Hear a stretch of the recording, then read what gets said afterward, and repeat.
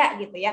Jadi kalau misalnya nih aku kerja, suami aku kerja, tentunya kan kita bikin budgetingnya bareng-bareng kan. Ibaratnya oke, kita maunya buat needs-nya itu di 40% gitu ya. Kita lagi nggak punya utang misalnya, ya udah kita sama-sama nih buat wants atau istilahnya playing gitu ya, itu di 20% buat bareng-bareng. Nah, itu boleh aja gitu. Atau kalau misalnya nih tipe keluarganya yang pendapatan istri ini full buat istri gitu. Jadi kayak seluruh keperluan keluarga itu dari suami.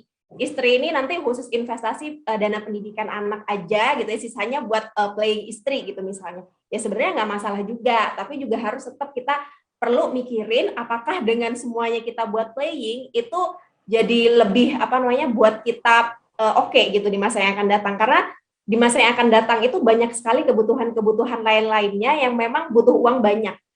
Let's say kita mikirin dana pensiun gitu ya. Mau nggak mau kan kita nggak muda lagi ya. Mungkin di sini sahabat IDX Islamic itu masih muda-muda, millennials gitu ya. Tapi perlu juga mikirin bahwa kedepannya itu kita akan pensiun gitu ya. Akan ada masa-masa yang tidak produktif. Jadi tetap harus punya self control yang baik gitu ya. Dan untuk yang berkeluarga tetap harus komunikasi yang baik.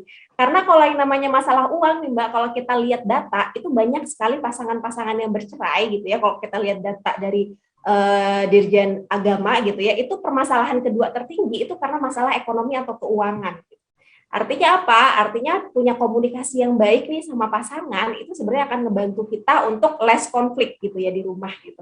Jadi akan lebih enak lagi mau ngapa-ngapain tuh bareng gitu. Jadi kalau sekarang kan banyak orang ya udah lebih baik minta maaf dibandingkan minta izin. Jadi beli dulu barangnya nih, nanti minta maaf, maaf ya aku udah beli ini, udah beli tas gitu. Jadi kalau aku sih better jangan kayak gitu. Mending ngobrolin aja, minta izin bareng. Kalau kita sama-sama punya ilmu keuangan yang baik sama investasi yang baik, harusnya kita udah bisa saling menerima gitu ya. Si istrinya pengen apa, si suaminya pengen apa gitu. Jadi nggak dipendem masing-masing dan sama-sama bisa lebih mindful gitu dalam spendingnya.